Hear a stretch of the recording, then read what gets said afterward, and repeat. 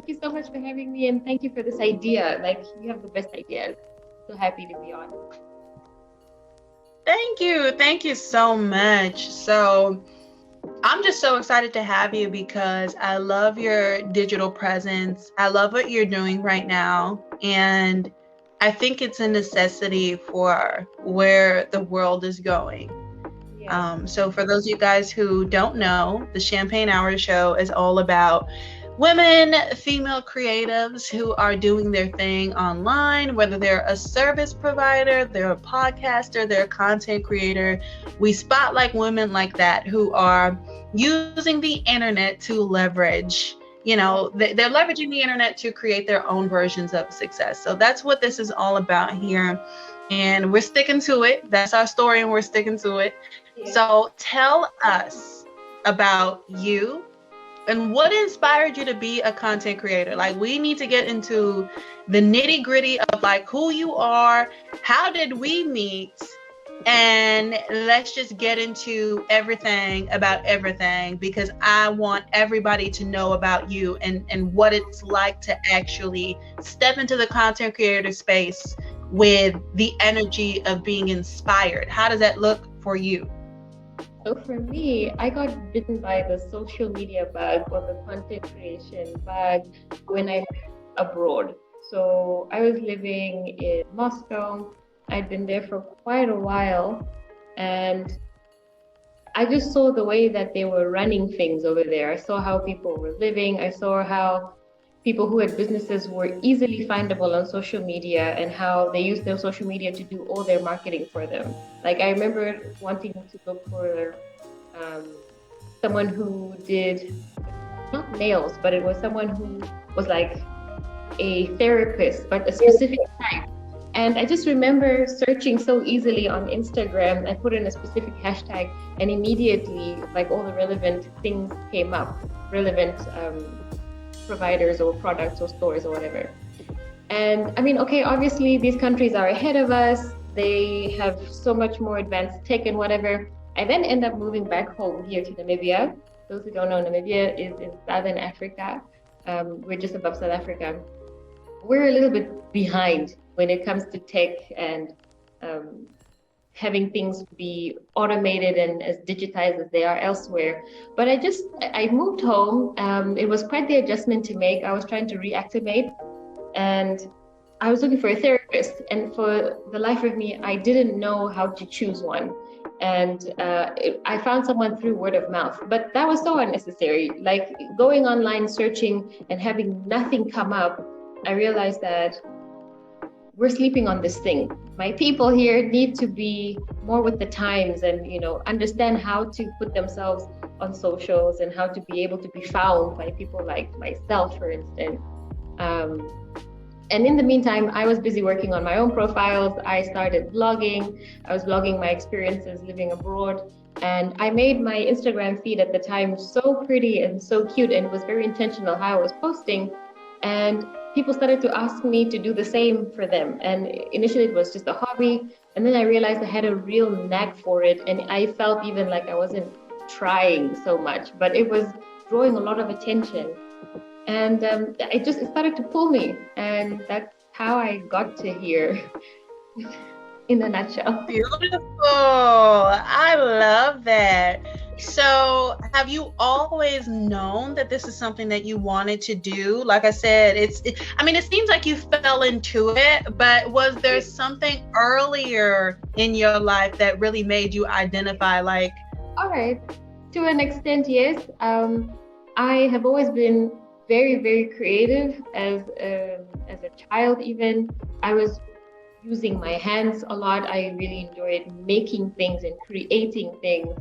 But, African parents, I want to say Black parents, when it comes to you try to ask to do like art or to learn how to, code or do graphic design, those words, those buzzwords, they don't really like those words. They prefer to hear that, you're going to go be a doctor, you're going to go be a lawyer, an engineer.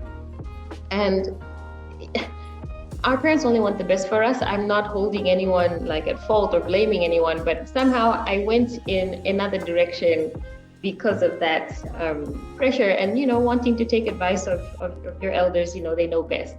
So no, I didn't know that right away. And also, so that's one element. If not for that, I would have definitely gone in a creative direction. I was interested also in cooking, which again, making things. But also, the time that I finished high school and was going into university, social media was nothing like what it is today anyway. So there was no way I could have known that 2023, it would be what it is today, back in 2008 or 9. So no, I did not know from the onset that this is specifically what I wanted. So what does your career trajectory entail so far? Like, tell us about that. My beautiful business has evolved so much. Started doing social media management, content creating post graphics for people. And then at the time I was taking on pretty much everyone and anyone, whether it was or it was a liquor store, or it was a coffee shop, a seafood. So I was dealing with everybody. I got burnt out quite frequently. Then I went into being a content strategist, started working more with beauty brands, started creating brands, creating their aesthetics. So also doing the feel of their brand and their product and their services. Yes. Then I started to do personal branding, which was to help people who didn't have a physical product, but were trying to package themselves as a service provider. And today, I am focused on branding and content creation for beauty or female-led brands. So it's not management, and it's not necessarily strategy, but it's just putting everything together. I saw that a lot of people coming to me are women who have beauty brands and who want to start beauty brands of their own, looking for their own financial independence, looking for their own stability. Especially through COVID, I saw a lot of people starting businesses, and I started being approached more for that. And so people are still riding the wave of creating the multiple revenues of streams of revenue or streams of income. People are still riding that wave after being inspired through COVID. And so that's where I've kind of planted myself now, taking women from the beginning all the way through the branding of the product and the making it pretty, and then how to run it on social media. I actually really, really, really enjoy what I do at this moment and where we're at right now. Yes.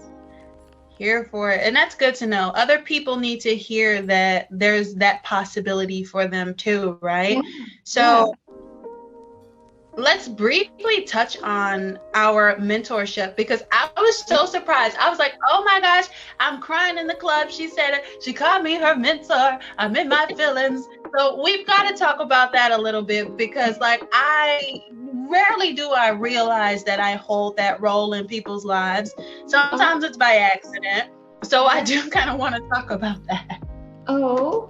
Well, I met you in this other group, don't quite remember what it is now, but you were offering so much enlightenment to people. You were so selfless. You offered so much value. And the way you would pep talk us, if we would ask you questions, and just your energy and the way that you were living. You were talking about decisions you were making in your own life and how those were panning out. And you would share when you were going through a thing of your own, and sort of how you now realize better and you realize different, and now you're living and moving differently because of it. And I see you have your own agency as well. I personally just love your branding, and you seem to know what you're doing, what you're trying to do. Like your steps are intentional, and that makes you a leader. So like that, we realized, so I'm a Virgo, and you had once said that you had a best friend that was a Virgo, or you seem to get along with Virgo. Yes. Love me some Virgos. Astrology aficionados, only for entertainment purposes. But you're like, I really, really like you. And it's just something that happens when someone tells you that they like you, and that, you remind them of their best friend. You can't help but, take that on. And so since then, I think that's been my energy towards you. Like, you're a friend and you're everything.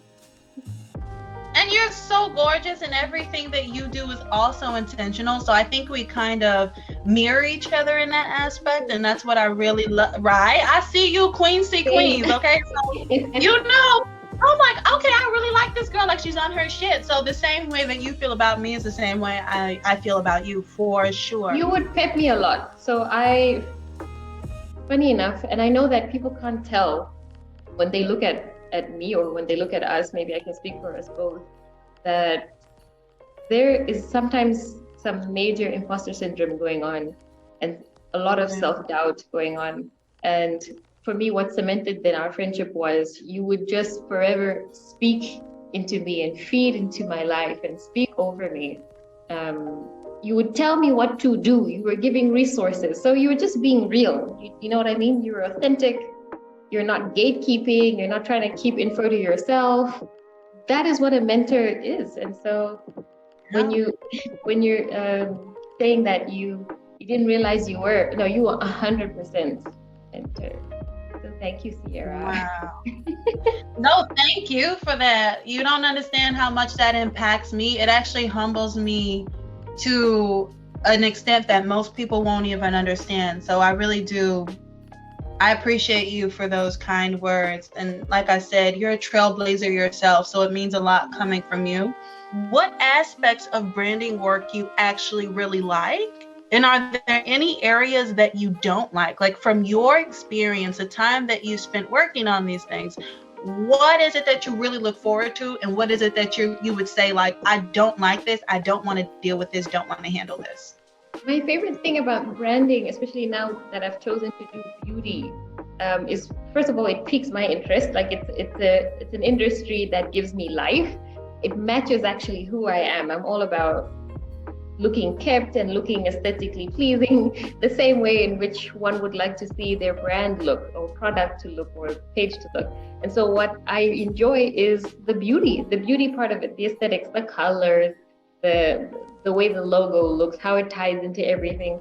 So I enjoy, after I have created like a jar sticker or a cosmetic line packaging sticker or something, I enjoy seeing their face when they see that I've helped them to realize this thing that was only an image in their mind. I like that. I like giving people the path that they should follow, because all these women come and they have these big ideas and they really have been thinking about this thing for many years, and now finally they know how to do it. Like, they were blocked because they didn't know how, and now I give them the tools and they have this thing and they get to call it theirs, and I help give them the tools.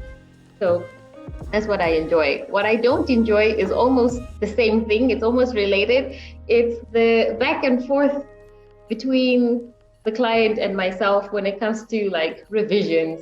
I hate that. Mm-hmm. I absolutely hate that part. Like, oh, can you please move this letter here? Can we use another color rather? Like, so I don't like that. And I know some people would charge for revisions, or some people give people a set amount of revisions.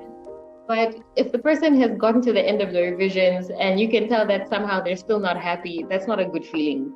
Right? So that's what I have disliked. I've disliked the back and forth, and yeah. I hear you. I saw a video of yours before where you said that, like, I just cannot stand having to like do the ping pong, right? I call it the ping pong because you get to the point where you have to go back and forth with them. It's ping pong. I hate that. Like, I would have shown you up front, like, this is what I'm going to be using. This is what we're going to emulate. And then somewhere right, all of a sudden you want to deviate. We're completely, so I don't like that.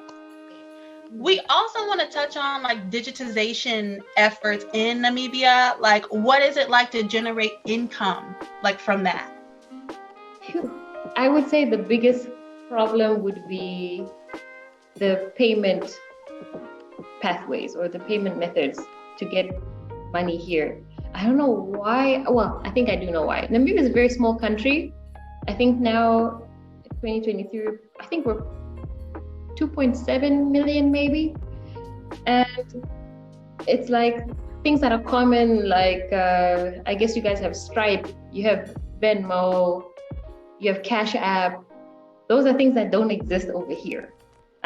Even PayPal, it's here, but we can't withdraw. So the money may show that it's on your PayPal account, but you're not going to be able to withdraw it. And so there are a few ways that I have found that might require a little bit of elbow grease to get going. Like it's papers, you have to go and not log in, but sign up and provide your ID, your documentation. I have a few that I know here. One is called TransferWise. Another one is called Payoneer. I tried Payoneer. I had a tough time, but I know someone who vouches for it, so that's why I'm going to mention it. And then there's Deel.com, which is DEEL.com. There's Zoom, which is XOOM. That I never heard of. But I heard that it's good in SA. If you're a Namibian and you have access to go down to South Africa, I think Zoom. And then PayPal. PayPal is the one that I rely on. But for that, one needs to go to South Africa and open a bank account there and then use that card up here. That's the only way you can withdraw. But if I'm to pay you from the outside, from Namibia to the rest of the world, I can pay you with PayPal, but we can't just receive, we can't withdraw. So that's annoying. Oh, I've used TransferWise in the past because I've had clients. I've definitely used it. It's really easy. The interface is nice. You can actually, I think you can wire money through TransferWise too. Like there's a lot going on there. I've not actually transferred as a Namibian, like here. Goodness knows what's required, but yeah, maybe. Yeah, Zoom is also good. I love that you're highlighting these payment methods as well, because I'm pretty sure other content creators want to know how they're going to be able to do it, you know? So interesting stuff. I will say also, look at me for getting the best solution. I recently met someone, his name is Eli. It's not very helpful. Hopefully if I get to posting this video, I'll plug him somewhere. But he basically does the DPO, the direct payment method, which is that thing that comes up when you're checking out from a store and the credit card info comes up. So he can make one for you, is it an opt-in? He'll give you a link that when you give people and they click on it, then it's like the amount ready and how much that they need to pay. And I think for that, it's a monthly subscription. Like you have to pay for that regularly, but it's good. It's the best thing. You have to open up an account, a standard bank account, to use that. That's it. Right. So what is it like to generate income from my efforts? I would say that it's been up and down, and I didn't really know how to position myself moving back here. I told you that I had been abroad for a while and I got kind of used to the way things are done over there. And then here, I kind of had to realize, like I had to learn how to tailor my marketing, how to really speak to the people here. And so I would say, be seen, get yourself in front of the camera, use your personal brand. Honestly, for me, I feel like my personal brand has been the biggest door opener for me, is because my reputation spoke ahead of me. I was networking, I was communicating. And so reach out to people as well, show them what you can do. That's kind of what I would focus on. Can you give advice to viewers who want to partner up with brands and work with companies? Like, what does that look like for you? Like, how should they be reaching out? Okay, first I would say take some time studying the sort of brands that you would like to work with. So look at the brands that you would like to work with, get really to know them, understand what they sort of stand for, and then focus on creating the type of content that you believe matches or can correspond with the content of the brand that you want to work with. For example, if you want to one day work with skincare brands, you want to be maybe their brand ambassador, you want to be the face of the brand if they don't already have one, you would then start making use of their products, start making content with their products, start doing reviews of their products. You could like show how you're using the cream, and then also share your knowledge on skincare. Become like the go-to person. So start giving out like loads and loads of valuable content surrounding the brands and the niche, the industry that you're focused on.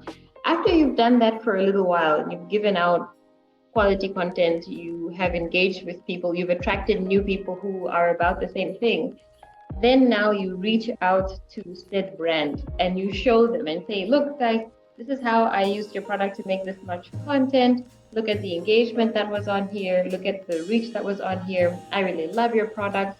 So all you have to do is DM them. Introduce yourself. Be very humble.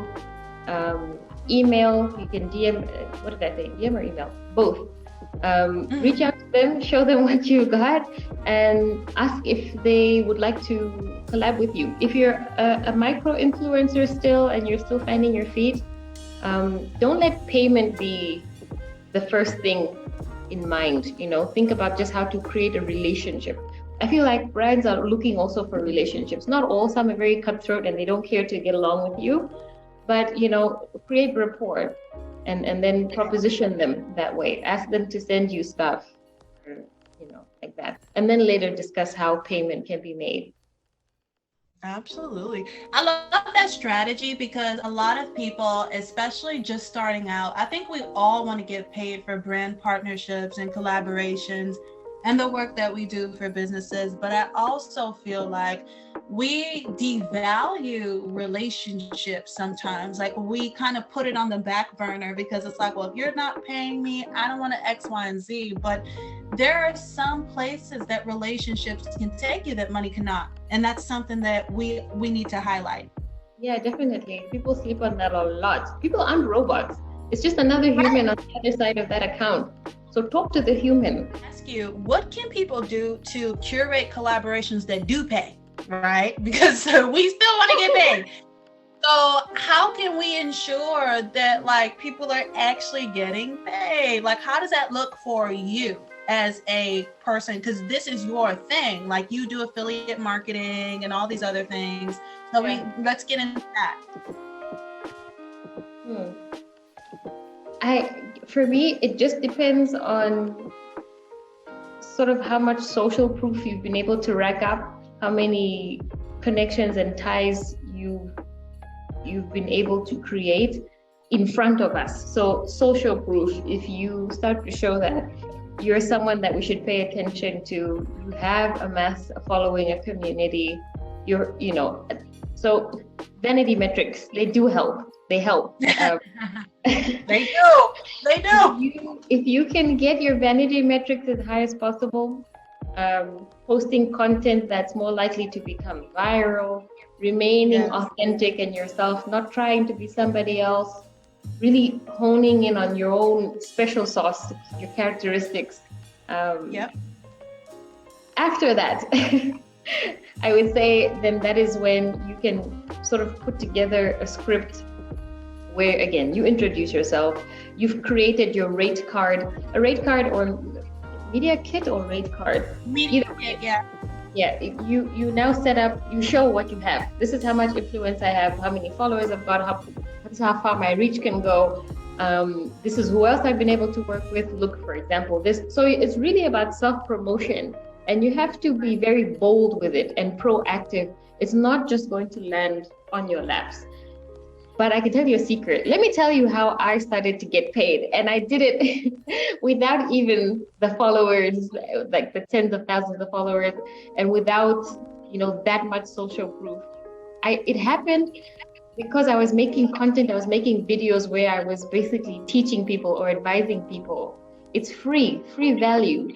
It was things that it was actionable steps that people could take and do.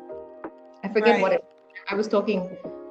Marketing businesses. Yeah, basically how you should post your business and so on. And it was almost even haphazardly. I didn't know that it would result in that. But lo and behold, it was spotted by someone that works at NBC here, which is our National Broadcasting Corporation.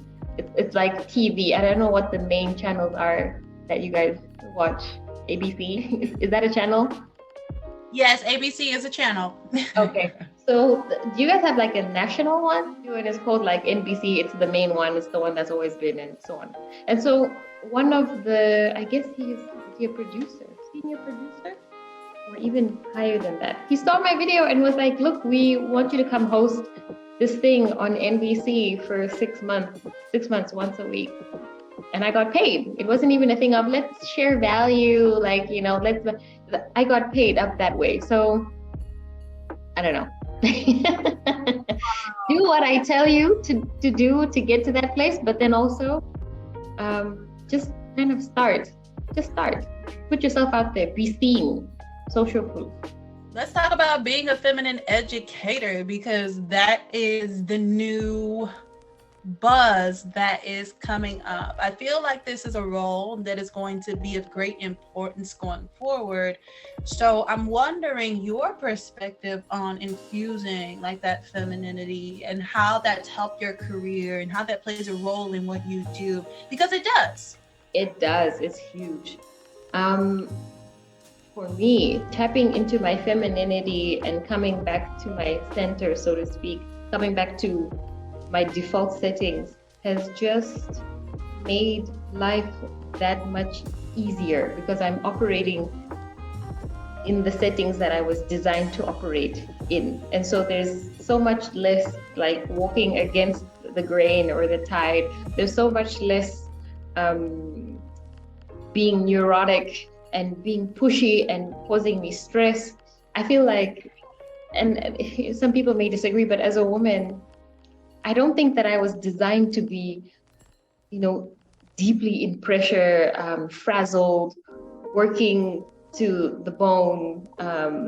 It blocks you off and you turn into something that you're not supposed to be. I don't find it attractive.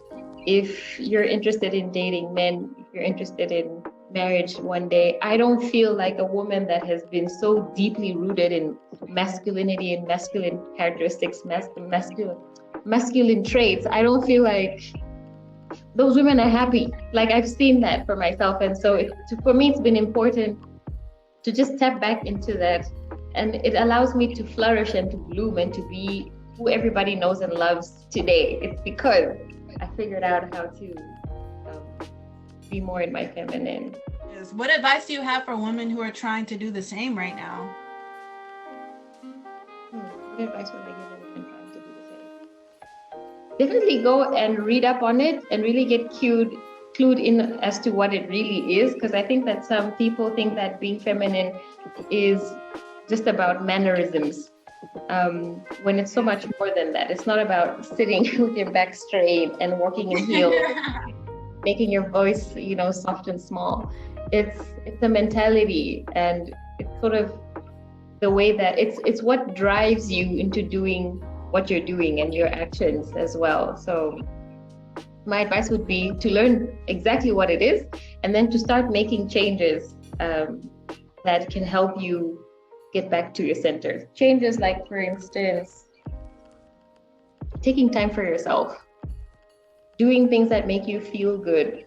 I just reminded myself of Jada Pinkett. I just wanted to feel good. So that's not what I mean. I mean, get your nails done, get your hair done, do a little makeover, get a massage. Schedule breaks for yourself. So the way you schedule meetings, schedule yourself actual breaks. For me, tapping more into my spirituality, meditating, setting intentions, that also has helped me to get back to my feelings and, reflecting, thinking about your life, thinking about changes you'd like to make. Go window shopping, go out in nature. I like to be barefoot, so I will sometimes go outside and just be barefoot on the ground. No phone, right. Window shopping, journaling, reflecting. So for me, I'm a person that needs to work with routine. Routine turns out to be very important for me. And it has helped me not to overextend and do more than I really can. So those are some of the things that I would say. Think about where your behaviors are coming from. What's at the root of them?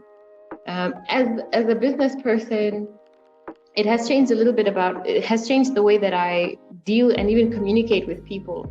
I used to be very high strung, and I used to really give people a talking to, like if they would be late for a meeting or if they wouldn't communicate that they weren't coming, I would really let people have it. And now it's sort of a thing of, oh, okay, well, if they didn't come through like they said they would, they didn't keep their commitment, that's not on me. I'm just going to pull my energy away from that person. I won't open myself up to them anymore. But it's no sweat, because I brought a book or I brought my computer. I can do some other work at this venue that the client didn't show up to. Or in the sales part, the sales conversation, instead of, sort of going for the gold and sort of being pushy maybe, or being short, I'm a little bit more compassionate, a bit more centered on the relationship. The women don't have to do business the way men do. We can do it in another way, in a softer, more gentler, less pressure kind of, let me attract you to me, than like me go and pursue people or clients or customers. I don't know if I'm making sense. And I think it's important to highlight that as well. Like, we aren't meant to be like men. We aren't meant to do business like men. So no. And what it is. See some women really climbing these corporate ladders or whatever ladders that they're climbing, getting all the way up to the top, which there's nothing wrong. It's just that sometimes the things that they have to learn in order to get there really separate them from their femininity, from their softness, from their glow, and they kind of start to look like men. And again, I just don't feel like you're living your best life when you're deeply, deeply rooted in masculine behavior. But I feel like you know a little bit about it too. And I know that I've seen content where you say that masculine energy is needed in business. Yes, it is. We need it. I think that people aren't gonna understand. They're not gonna feel me until they actually gotta feel me for real. Because business, it really is. Business is done from the masculine. It is a masculine thing. You have to have passion. You have to have fire. You have to have fuel in order to get shit done. I think that the creative part of it is where your femininity comes in, or the way you leverage your relationships is the way that you kind of infuse femininity into business.